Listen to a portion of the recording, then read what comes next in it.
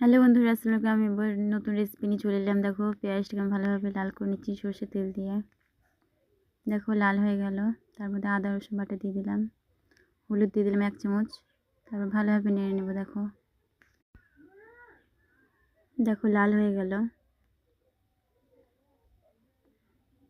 সামান্য আমি দিয়ে দিলাম গুঁড়ো লঙ্কা, তারপর জিরে গুঁড়ো দিয়ে দিলাম, লবণ দিয়ে দিলাম 1 চামচ, 2 চামচ, টমেটো দিয়ে দিলাম, 2টো টমেটো দিয়ে দিলাম কাটা।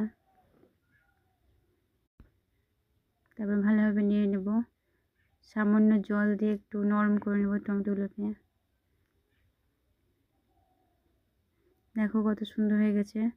তার মধ্যে আমি দিলাম 2টো ডিম। তা ভালো করে নেড়ে নেব।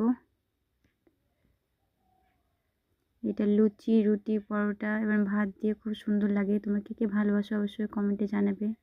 লাইক কমেন্ট শেয়ার করে দিও।